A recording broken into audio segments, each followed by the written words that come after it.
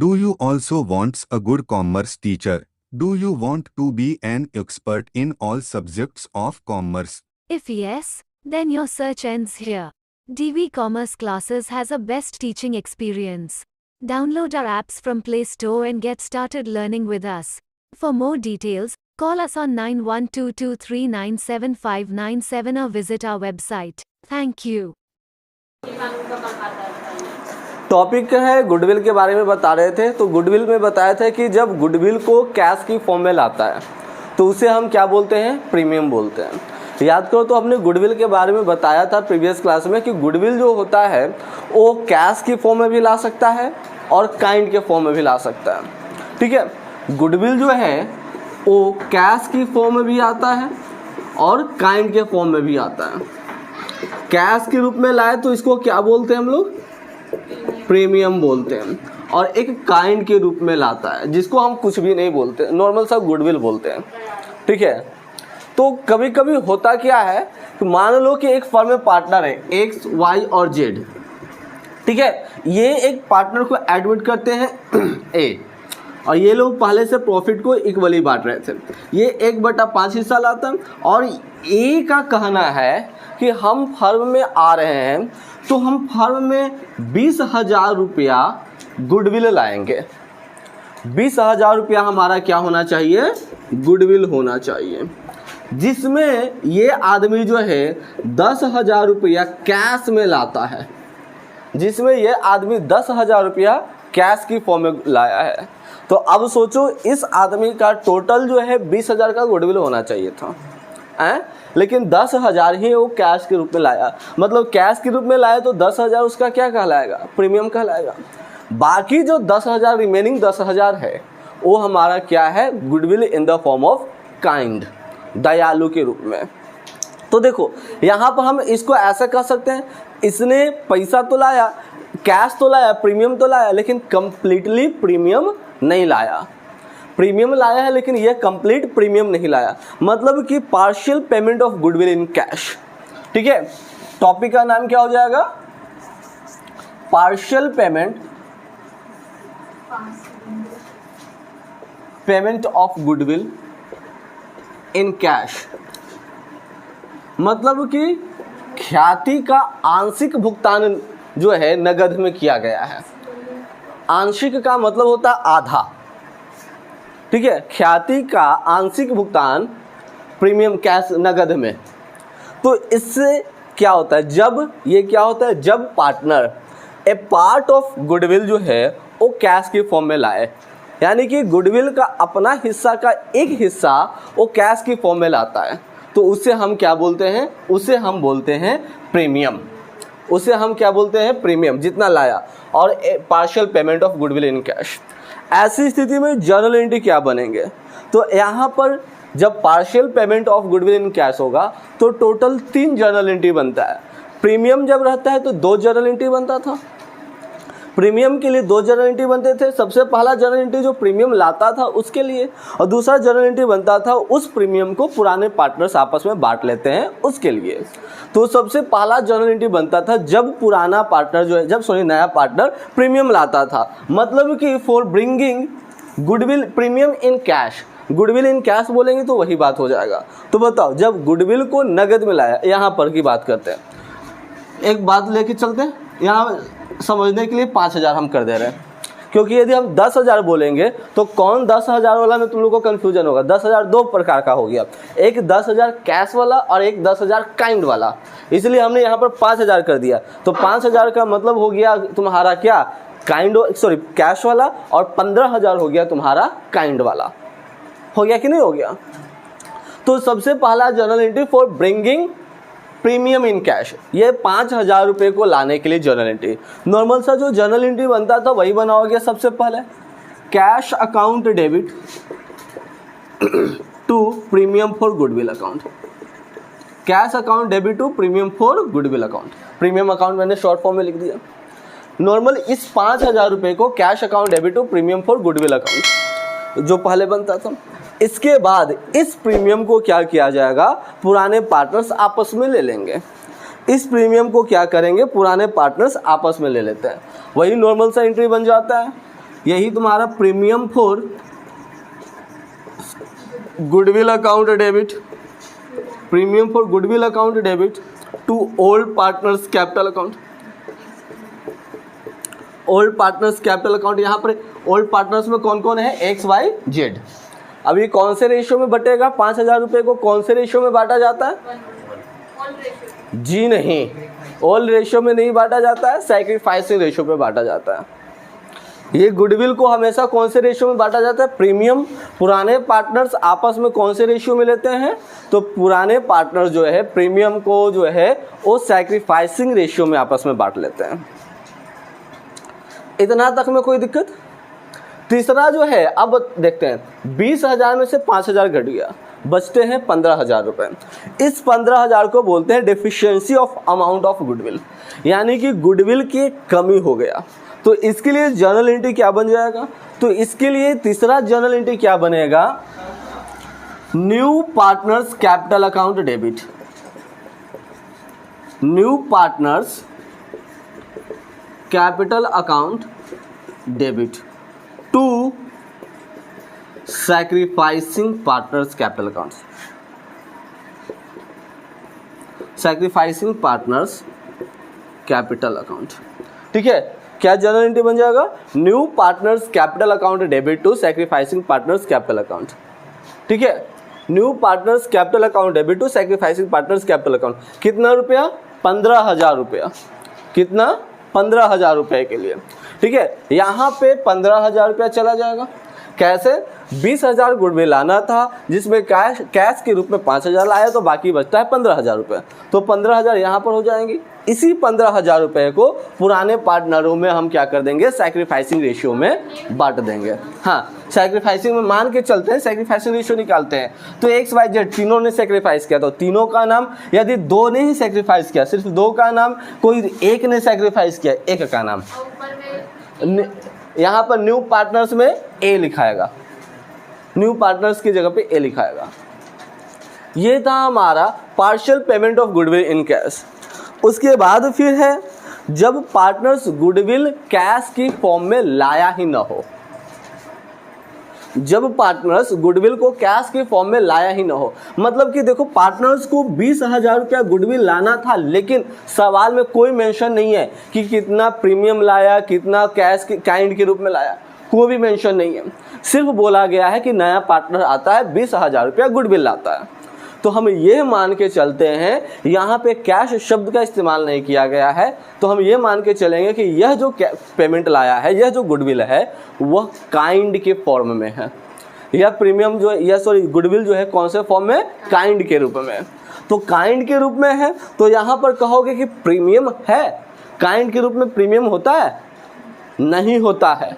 Kind के रूप में प्रीमियम कहाँ, गुडविल 2 प्रकार का, कैश और एक काइंड। काइंड के रूप में लाया तो कहाँ, कैश के रूप में लाता तब तो प्रीमियम कहते हैं। काइंड के रूप में लाया तो प्रीमियम नहीं है, मतलब कि दयालु के रूप में लाया तो प्रीमियम है नहीं। तो ये एंट्री नहीं बनेगा, ये भी एंट्री नहीं बनेगा, सिर्फ और सिर्फ ये वाला एंट्री बनेगा। मतलब कि यदि तुम्हारा सवाल में कह दे कि एक्स वाई जेड फर्म में पार्टनर है, एक्स वाई जेड फर्म में पार्टनर है जो अपना प्रॉफिट को इक्वली बांटते हैं, ए नया पार्टनर आता है और ये 20,000 रुपया गुडविल लाएगा, इससे तुम क्या समझ रहे हो कि यह कैश के फॉर्म में लाया है या काइंड के फॉर्म में लाया है, कोई पता नहीं है।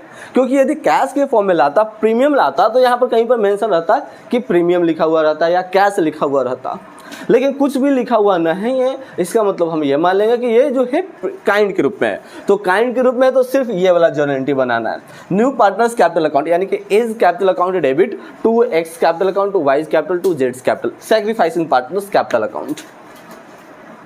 बोलो, इतना तक में कोई दिक्कत? अब इसके बाद एक टॉपिक है रिवैल्यूएशन अकाउंट। देखो, रिवैल्यूएशन के बारे में विस्तार से हम उतना नहीं बताएंगे, क्योंकि रिवैल्यूएशन के बारे में हम लोग रिकंस्टिट्यूशन ऑफ पार्टनरशिप फर्म वाले जो चैप्टर्स था उसमें हमने पढ़ लिया था। ठीक है, रिकंस्टिट्यूशन ऑफ पार्टनरशिप फर्म जो चैप्टर्स था उसमें हमने पढ़ लिया था। ये बहुत इंपॉर्टेंट चीज़ है। रिकंस्टिट्यूशन तुम्हारा जो है एडमिशन, रिटायरमेंट, डेथ, ये तीनों परिस्थितियां में रिकंस्टिट्यूशन ऑफ पार्टनरशिप फर्म इस्तेमाल किए जाते हैं। तो रिकंस्टिट्यूशन, ठीक है। देखो फिर से वही बातें मैं बतलाने वाला हूँ। जर्नल एंट्री बनाने के लिए बाबू दो साइड होते हैं, एक डेबिट वाला साइड, दूसरा क्रेडिट वाला साइड। दोनों साइड में, डेबिट या तो क्रेडिट में, कहीं एक जगह रिवैल्यूएशन अकाउंट लिखा जाएगा, रिवैल्यूएशन शब्द लिखा जाएगा, ठीक है। इसका अकाउंटिंग ट्रीटमेंट हुबहू वैसा ही है जैसा हमने रिकंस्टिट्यूशन ऑफ पार्टनरशिप फर्म में पढ़ा था। वहाँ पर जब हमने पढ़ा था तो ये बात मैंने क्लियरली बोला था कि जब जब इतिहास गवाह है कि जब जब पार्टनरों के बीच के रिलेशन में चेंजेस होंगे तो पीएसआर बदले या ना बदले रिकंस्टिट्यूशंस बनाए जाएंगे, और जब जब पार्टनरों के बीच का रिकंस्टिट्यूशंस होगा तब तब हमें रिवैल्यूएशन अकाउंट बनाया जाता है। रिवैल्यूएशन अकाउंट याद है कौन सा अकाउंट है? Personal account, real account, nominal account, none of these. Revaluation account कौन सा अकाउंट है? Personal account, real account, nominal account, none of these. Nominal, इधर से नन ऑफ दीज है प्रभु। देख, एक तो ऐसे ही लड़का आजकल संकट में है और ऊपर से तुम ऐसा ऐसा बात बोल के और संकट मत उत्पन्न करो। रिसेंटली हाल फिलहाल में फिर एक हुआ है ना, मर्डर, गला काट के फेंक दिया गया लड़का का, शादीशुदा था और पिछला मई महीना में शादी हुआ था और मेघालय घूमने गया, वहाँ पे सेटिंग था।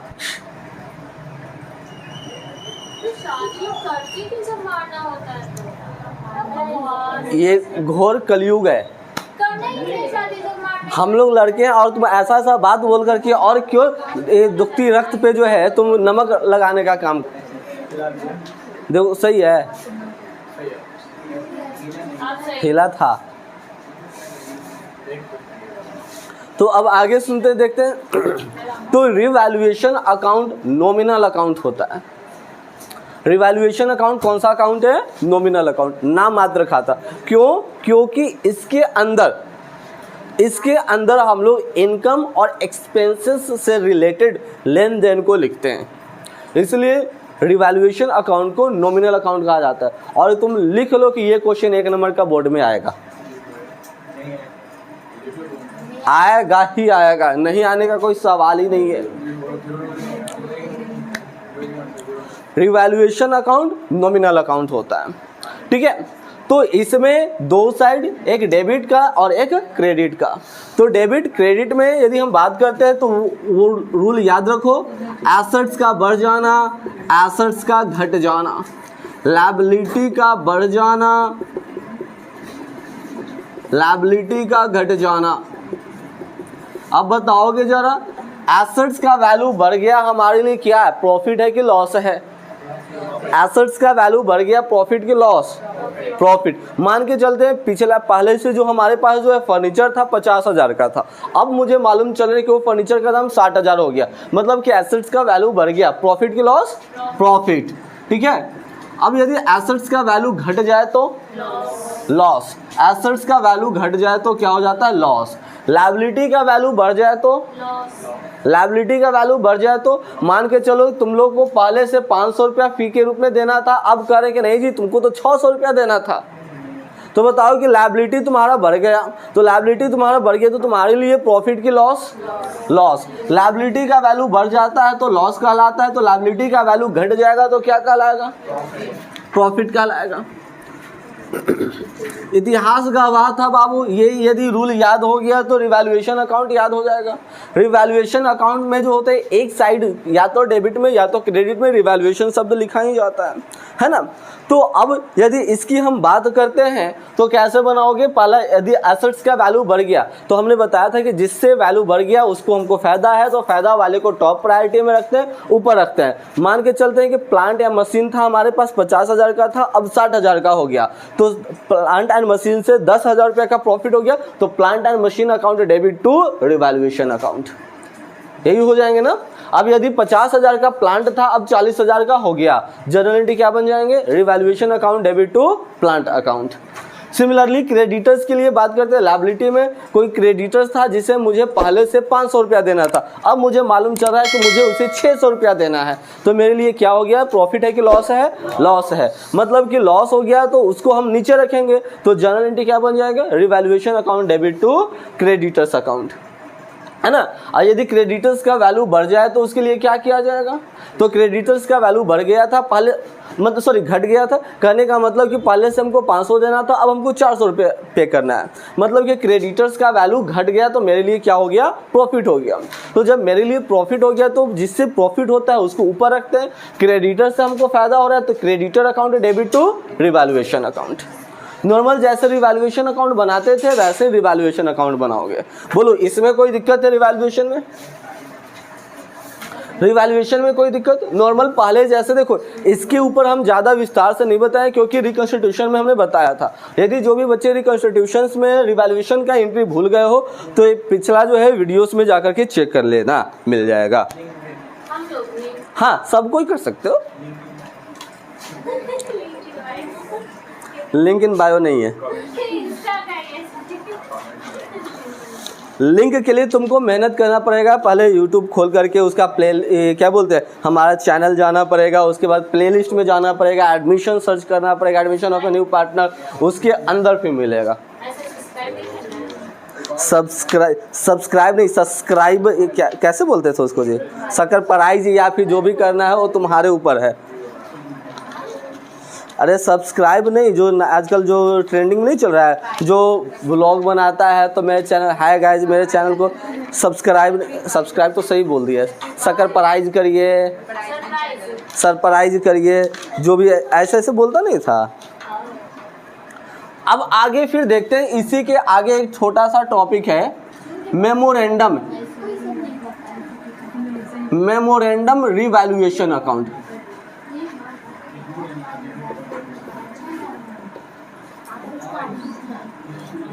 मेमोरेंडम रिवैल्यूएशन अकाउंट, इसको समझने के लिए सब कोई न्यू एडिशन वाले बुक से, इंग्लिश मीडियम वाले किताब से पेज नंबर 207 निकाल लो, जल्दी से पेज नंबर 207 निकालो, और साथ ही साथ जो नोट्स लिखवाए हैं वो नोट्स भी लेके रखोगे।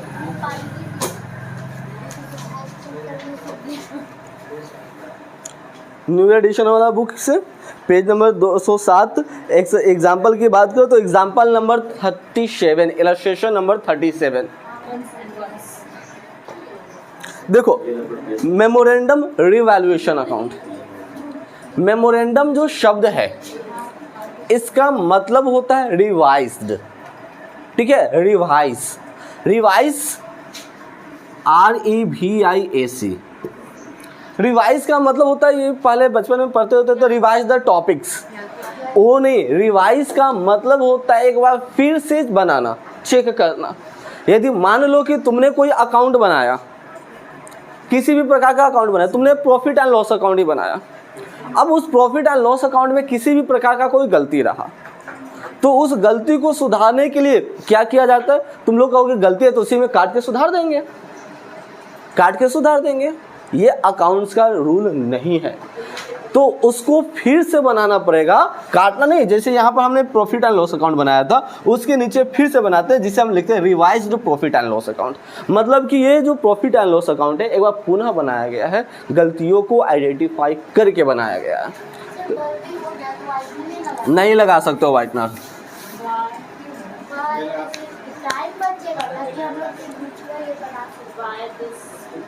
कोलाबेरी, वाई दिस कोलाबेरी,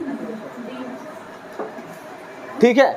तो अब आगे सुनते हैं, मेमोरेंडम का मतलब रिवाइज्ड रिवैल्यूएशन अकाउंट, ये तुमको कब होगा, ये जब पार्टनर, देखो नोट्स में हमने क्या लिखवाया मेमोरेंडम रिवैल्यूएशन अकाउंट के बारे में, एक साथ नोट्स भी निकाल के रखोगे, तो नोट्स में हमने लिखवाया sometime all partners may agree upon that assets and liability will be continued to appear in the new balance sheet.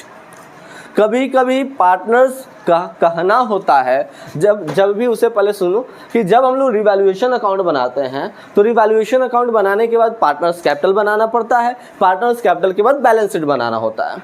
तो यदि अभी तक बनाए होगे रिकंस्टिट्यूशन वाला चैप्टर में भी, तो रूल यही था, स्टेप सीक्वेंस यही था कि सबसे पहले जर्नल एंट्री बनाया जाता है, with the help of journal revaluation account बनाया जाता है, रिवैल्यूएशन अकाउंट के बाद पार्टनर्स कैपिटल अकाउंट बनाया जाता है, पार्टनर्स कैपिटल अकाउंट बनाने के बाद न्यू बैलेंस शीट बनाया जाता है।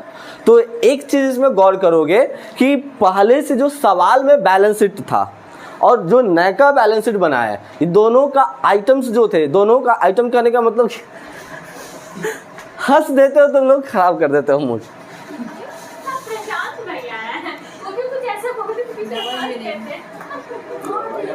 तो इसके अंदर के जो और बोलूं तो बोलूं क्या भाई, आइटम से उसको बोला जाता है।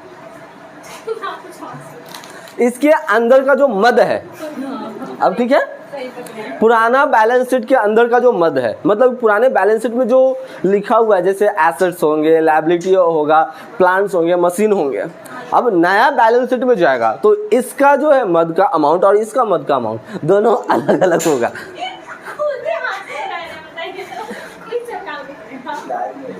ठीक है, दोनों अलग अलग होंगे। तो मैं क्या बोल रहा था, अब बात नहीं। तो ऊपर जो पुराना बैलेंस शीट का जो पुराने बैलेंस शीट में जो आइटम हंसोगे नहीं, पुराने बैलेंस शीट के अंदर जो आइटम्स लिखे गए थे उसका अमाउंट और नया बैलेंस शीट के अंदर क्या,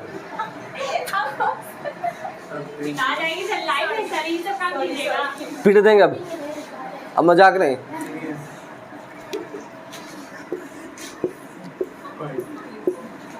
ये है तुम्हारा ओल्ड बैलेंस शीट,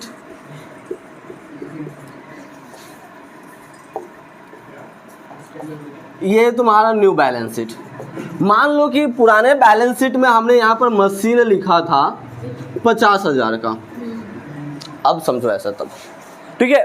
तो पार्टनर्स कहते हैं, कभी कभी पार्टनर्स कहता है कि देखो भाई साहब, हमारा जो रिवैल्यूएशन बनाने के बाद फिर से जो नया बैलेंस शीट में बनाने वाला हूँ, इसमें मशीन तो होंगे ही होंगे, लेकिन इसका वैल्यू में चेंज नहीं होना चाहिए। जो पहले से 50,000 था वो भी आज भी 50,000 रहेगा। नॉर्मली जब रिवैल्यूएशन अकाउंट बनाते हैं ना, तो ये बढ़ घट सकते हैं। नॉर्मली जब हम लोग सिर्फ रिवैल्यूएशन अकाउंट बनाएंगे तो ये बढ़ घट सकते हैं। जैसे कि यदि हम पिछला चैप्टर्स की बात करते हैं, इसमें था मशीन था 50,000 लिखा हुआ, नीचे लिखा हुआ था कि मशीन 10% से बढ़ गया, मतलब कि 10% से 5,000 से बढ़ गया 55,000 हो गया है। तो नॉर्मली जब रिवैल्यूएशन अकाउंट बनाते हैं तो मशीन में 55,000 लिखा जाता है, लेकिन पहले से कितना था 50, लेकिन लिखा कितना गया 55। तो ये नॉर्मल केस था।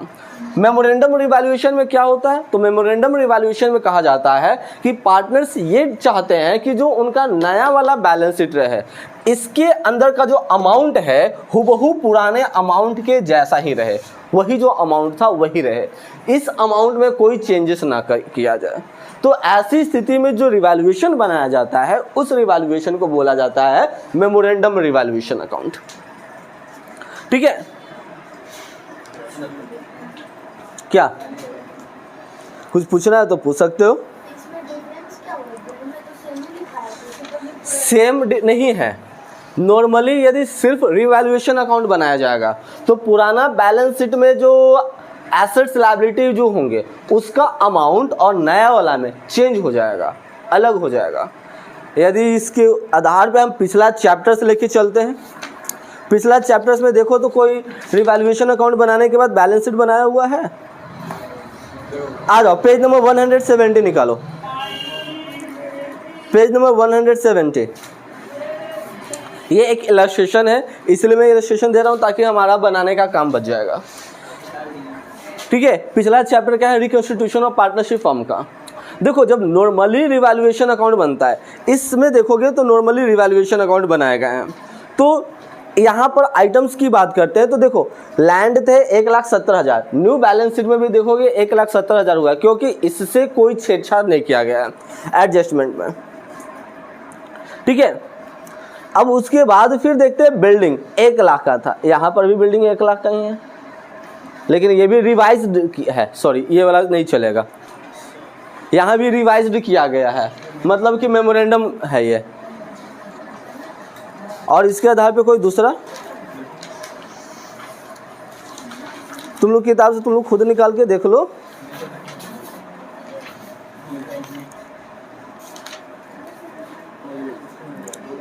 किताब में एग्जाम्पल दिया है कि नहीं दिया है, ऐसे देख लो एक बार।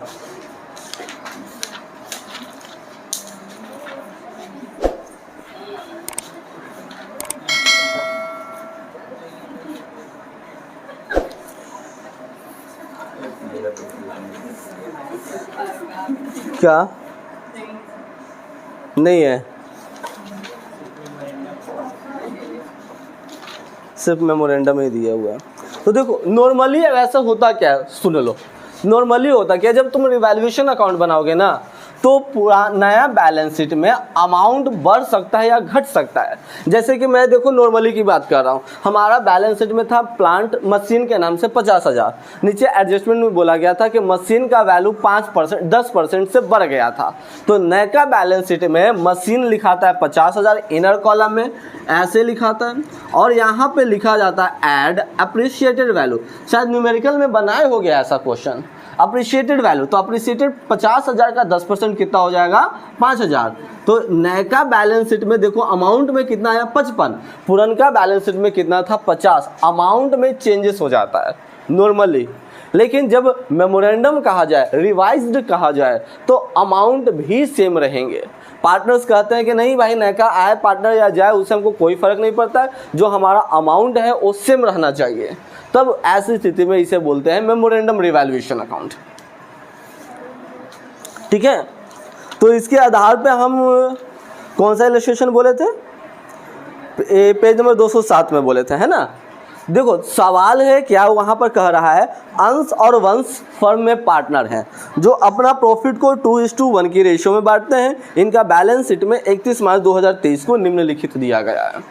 ठीक है, अब यहाँ पर तुम्हारा देख लो बैलेंस शीट में, ये बैलेंस शीट का आइटम्स के बाद नीचे देखो लिखा हुआ है ऑन दैट डे, उसी दिन रब्बानी जो है एक अनएम्प्लॉयड एमबीए की हुई है लेकिन अनएम्प्लॉयड है, बेरोजगार है। वो हमारे यानी कि हमारे कहने का मतलब कि अंश और वंश के फर्म में ज्वाइन करती है ऐसे new partner by taking profit in the ratio of 1/3। ठीक है, 1/3 हिस्सा ये प्रॉफिट लेकर के फर्म में आती है। तो रब्बानी जो है 24,000 रुपया कैपिटल लाती है और स्टॉक का वैल्यू जो है 4,000 रुपया से कम हो गया। फर्नीचर का वैल्यू 46,000 हो गया, 46,000 हो गया। मशीन 5% से डेप्रिशिएट हो गया। क्रेडिटर्स का कहना है कि अब हमको 1,100 रुपया चाहिए।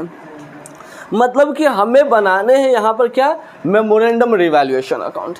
तो मेमोरेंडम रिवैल्यूएशन बनेंगे कैसे, तो सुनो। पहले नॉर्मली बैलेंस शीट में हुबहू जो पुराना वाला बैलेंस शीट है, मतलब कि यहाँ पर जो तुम बैलेंस शीट देख रहे हो यही बैलेंस शीट नया वाला भी रहेगा, इसमें कोई चेंजेस नहीं है। सिर्फ चेंजेस होंगे रिवैल्यूएशन अकाउंट में।